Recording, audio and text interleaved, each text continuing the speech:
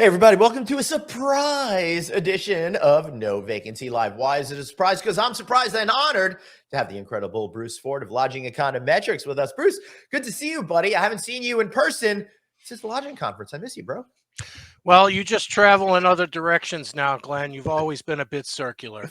That is true. Hey, listen, I just been away for 13 days. It was a really great trip. I had a lot of fun, different experiences while I was out there. And it really got me thinking, Bruce. It got me thinking about, I've been speaking in front of a couple of groups. What is going on with that hotel construction pipeline? Where are we right now?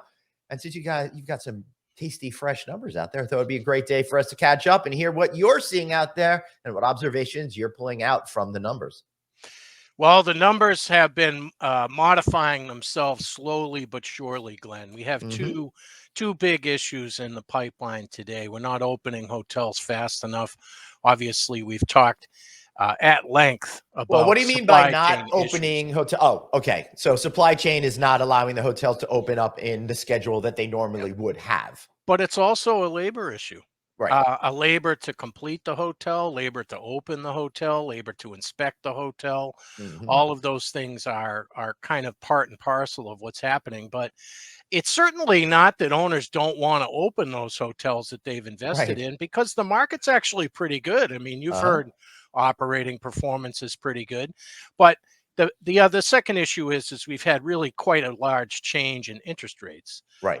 and as a result of the interest rate change, it has really thrown financing for new hotel construction quite for a loop at the Yep. moment. So as a result of that, we're not opening hotels fast enough, but we are announcing quite a few. So we've seen project pipeline growth each of the last couple of quarters. And that's likely to continue just Mm-hmm. simply because people will want to sign the deals that they'd like to do when conditions change. And when I say conditions, this is a general economic condition. This is certainly not a hotel industry condition, because we can't control what happens with the interest rates and we can't control Right. the general economic environment, but we do have to live with its effects. Okay. But that effect is not happening to travel, Glenn. No. I I took some time off from reading the daily TSA check-ins, Mm-hmm. but I got back to doing it last week as I have a few presentations coming up here in the fourth quarter. And suffice it to say, Glenn, we are now within 95 to 96% on average of where we were in 2019 for daily check-ins at the airport. In fact, in the last 3 weeks, we've beat the number 7 times out of 21. And I would say, Bruce Ford, not only are you right about that, but I think we would actually be at a higher number had the airlines actually been able to or chose to put back additional capacity. I'm under the belief that they're still holding back certain capacity because they're getting those sweet, sweet profits right now. And I think they want to judge whether or not to put more planes in certain places right now. But I Kind of love that it's so sa- close. kind Hmm? of sounds like what's happening with oil and gas too, Glenn. I don't know, Mhm. man. I Come just saw a on. couple of the major companies. They just reported record profits there for oil and gas and stuff like that.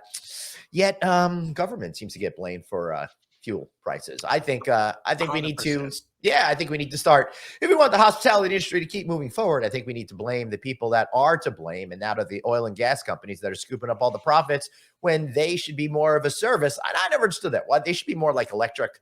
They should be more like water because they're a utility, et cetera, et cetera. But what do I know? I'm just a podcaster, Bruce Ford. And one of the things I do know, though, is those planes are packed. People are going everywhere.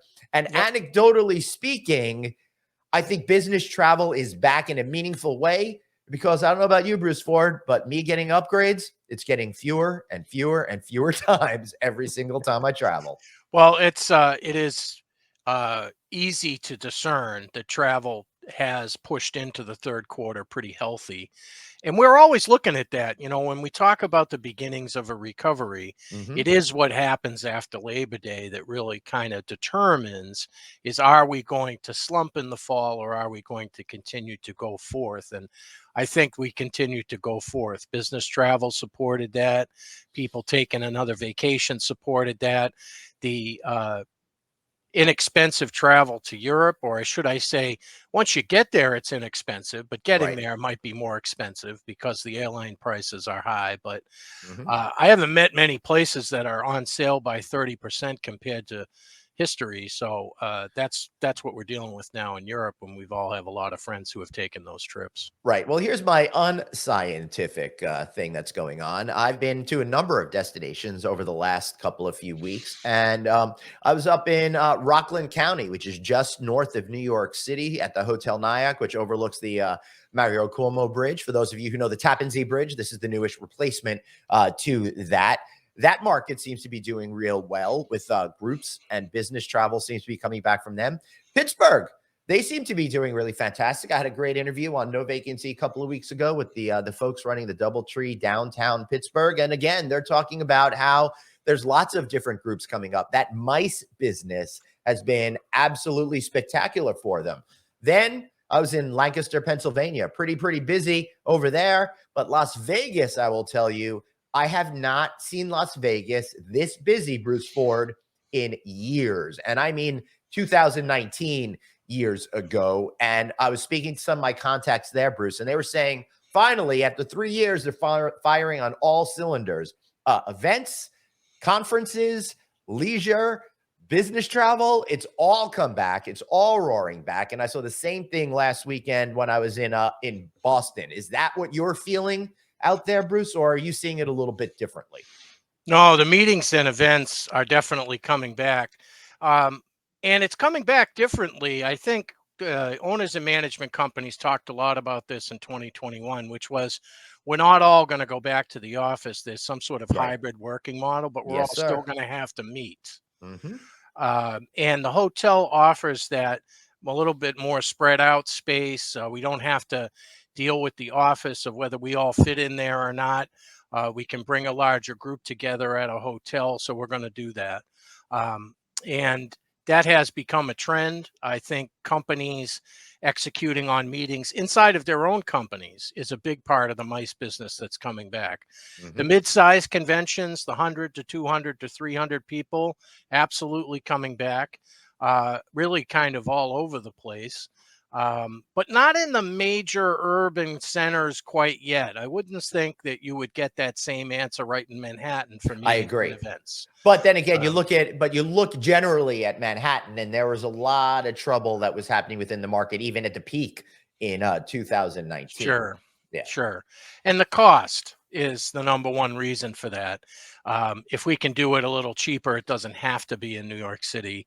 We can do that meeting somewhere else, and Right. there Bring are. in like enter Las Vegas, which is Yeah, done great at capturing that business because it's there theoretically are. costs less to get there and run events there. There are options. So the Las Vegas note that I saw is, I think it's 7 months in a row now that they've, 18 over $1 billion in gaming revenue, and the strip is 70% of that on average, right? something like that. In Yeah. Nevada. Yeah. Hmm.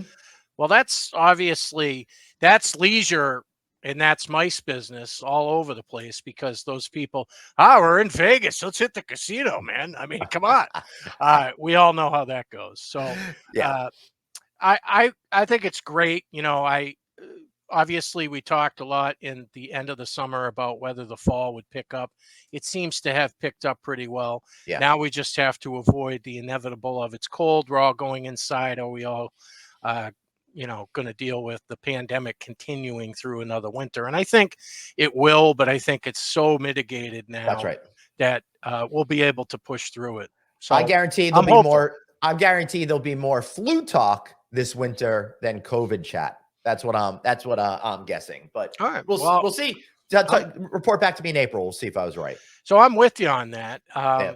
And so if travel is picking up so much, Glenn, Yes, sir. and there's more guests at the hotel, and it's leisure guests, it's bleisure guests, it's MICE guests, it's business travel, what's the number one issue in the hotel business right now, Glenn?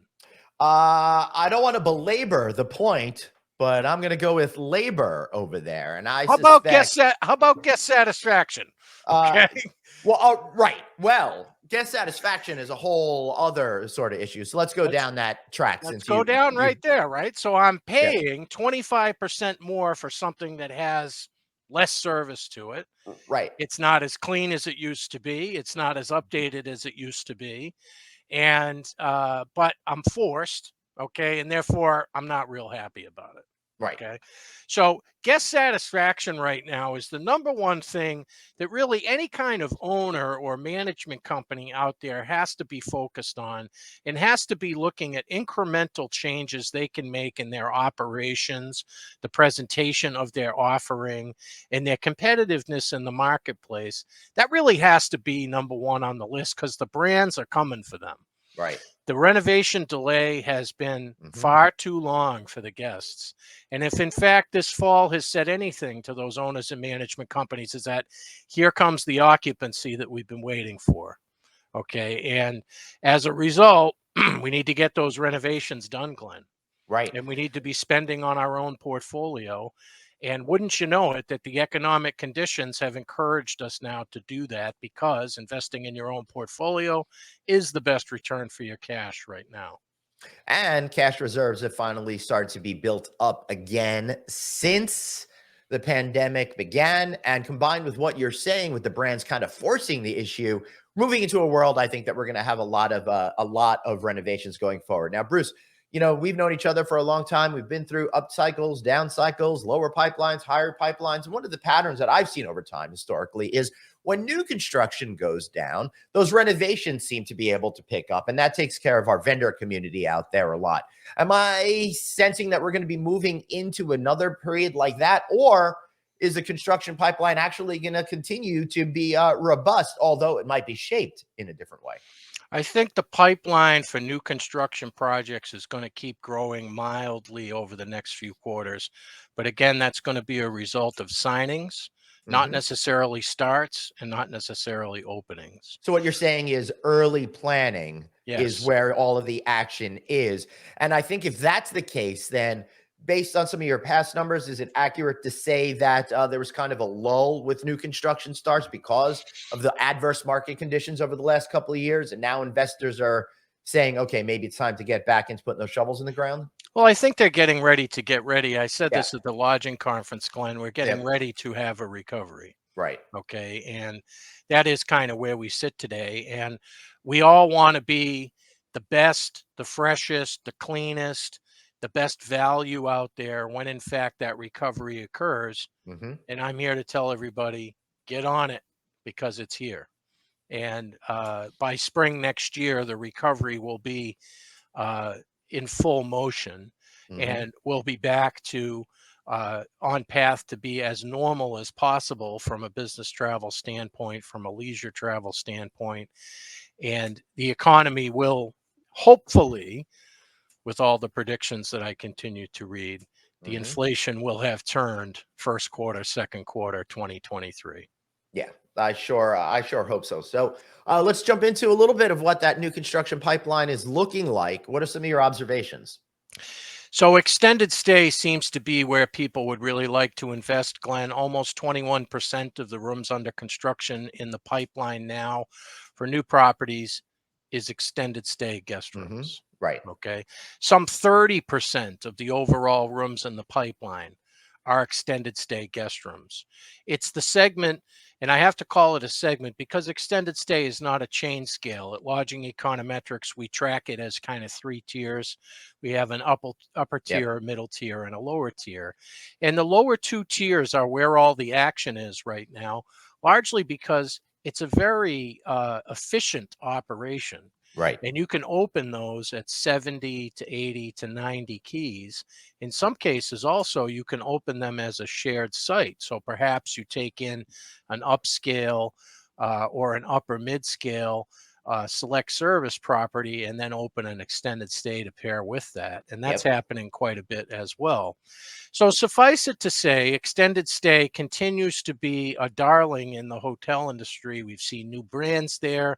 We've seen many of the hotel companies focus there. Hmm. And just using an example, Glenn, Extended Stay America was purchased by a partnership, including Starwood Capital, and they went out and bought a number of extended stay hotels to convert to Hmm. Extended Stay America. So, thus opening up a number of markets for another brand. That's going to keep happening. I think portfolio transactions are the thing that's going to come back first early in 2023. And therefore, there will be more markets opening for some of these legacy markets for Right. extended stay that will open up new markets. Because at the end of the day, we don't have 1,000 location extended stay brand. And we probably wouldn't in the US. Hmm. We'll have a lot of 400 to 700 location extended stay brands. Right. Um, and right now, that market is fierce at every price point. All So right. from $79 a night to $200 a night. I've got a couple of questions. So I think this trend that we've been seeing is probably about 5 years or so now, where it's been a big chunk of that construction pipeline, right? Used to be it just the economics worked out. Now you add in the labor issue as well. It becomes even much more attractive, in my opinion. Is that a correct assessment? Labor makes it very attractive, but also the big franchise companies have a higher stake in the game now. Choice Right. has a couple extended stay brands. Marriott has always had a couple. Hilton has Yep. a couple few. IHG has a couple. So when those larger franchise companies get into the game and get Right. invested into the game, that's when it really does take off. Right. Um, and we're probably due to even see some extended stay brand new announcements. We have Hmm. one now with Echo from Wyndham. I'm not sure if that's going to end up being the name of the brand, but Project Echo, they've reported in the third Right. quarter they have 100 signings for that brand.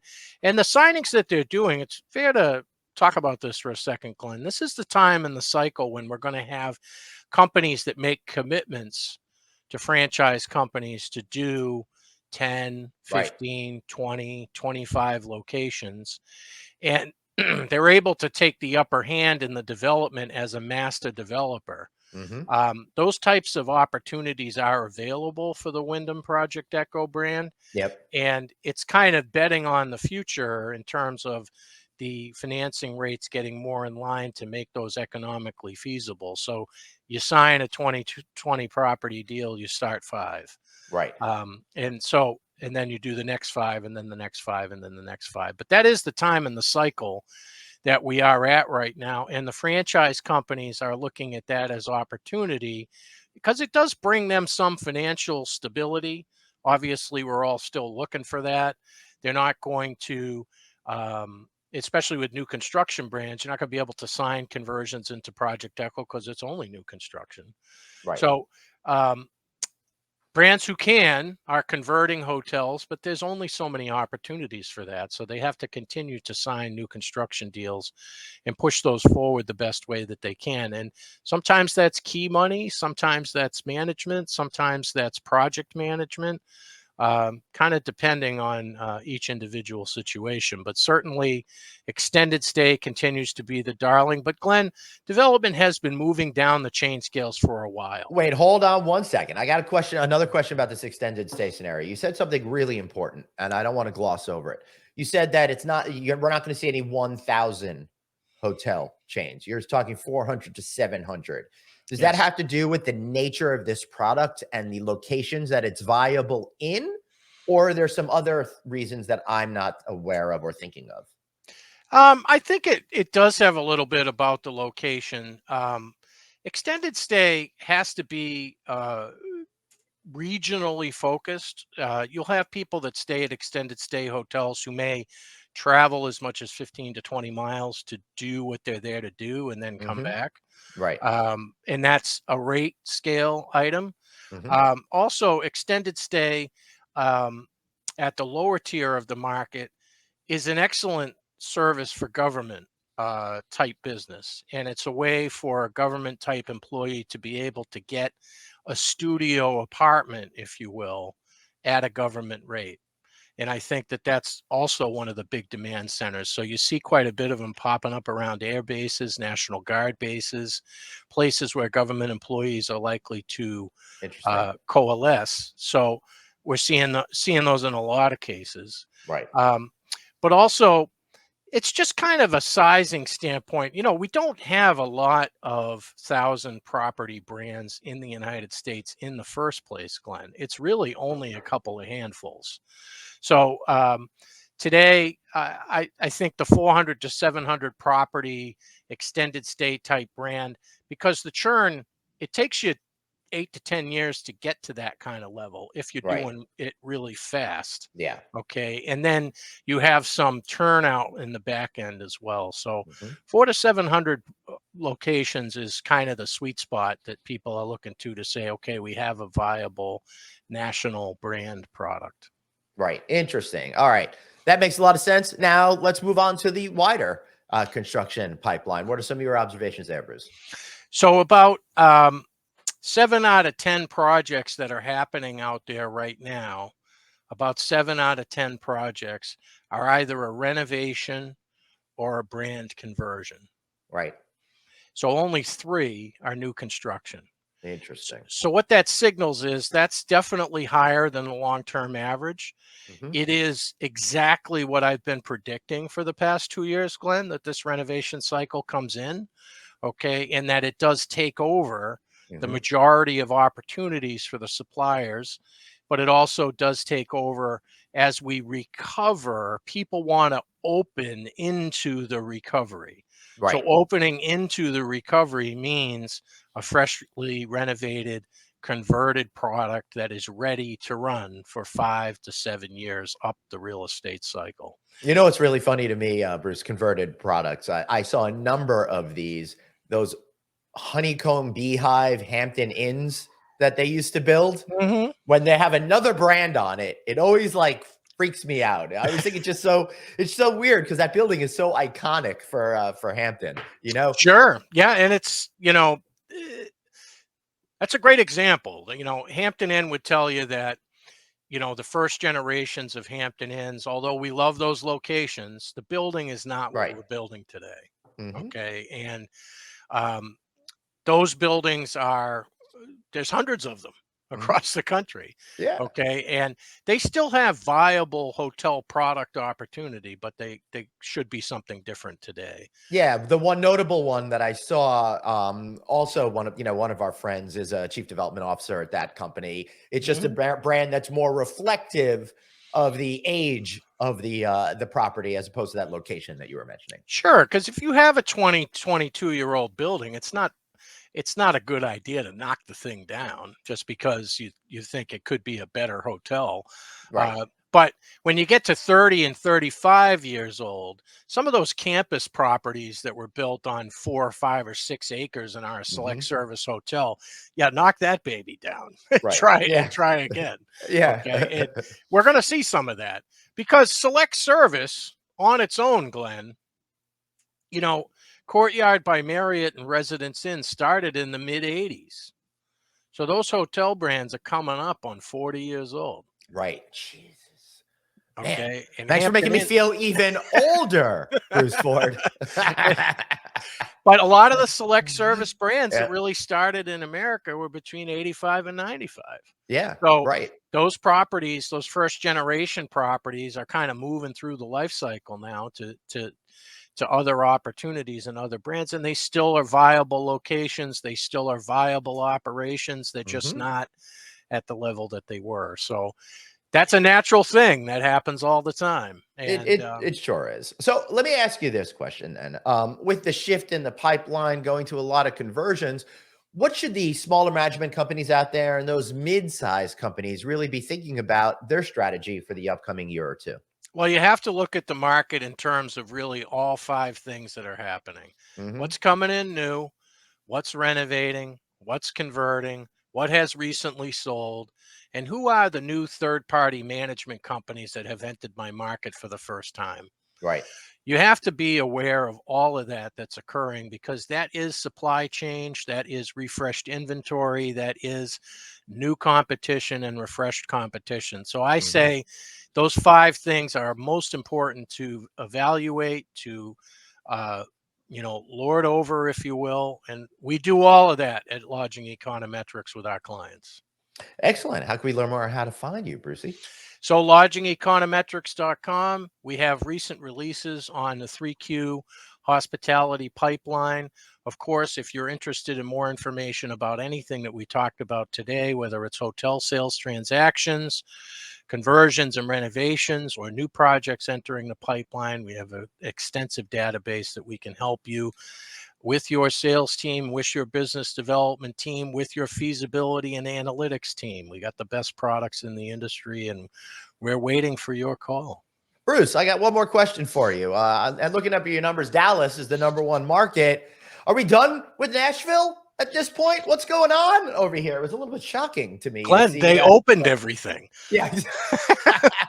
They opened everything. I Right. mean, I have to go to Nashville to visit the 27 new hotels for the Right. Alice Development of the Year. I mean, come on. Right. It's a tremendous amount of openings that have occurred in Nashville. Yeah. The only thing that's really kind of left to do in Nashville is the new stadium, which is on Yeah. path for 2026. So we'll see another pickup around that. That's the new NFL stadium for the Tennessee Titans. So as that picks up, you'll get another push, but plenty of new supply to absorb in Nashville. And now we'll just focus on building new hotels in Las Vegas, Glenn.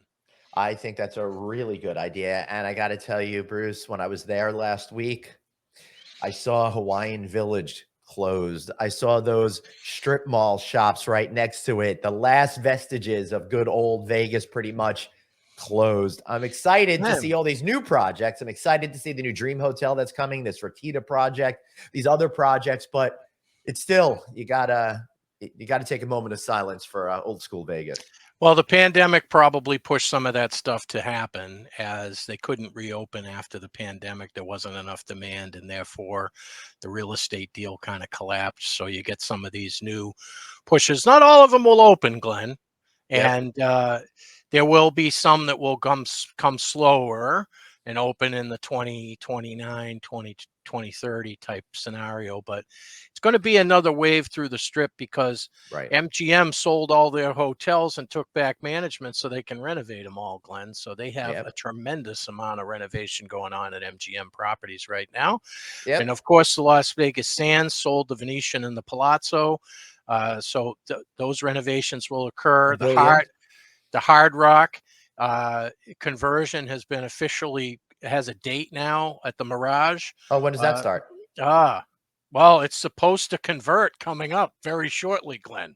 Before the project. I don't want to. Yeah, it's going to happen before the end of the year. Wow, that's pretty exciting, because I know they had at least a year where they were planning to keep the name on originally.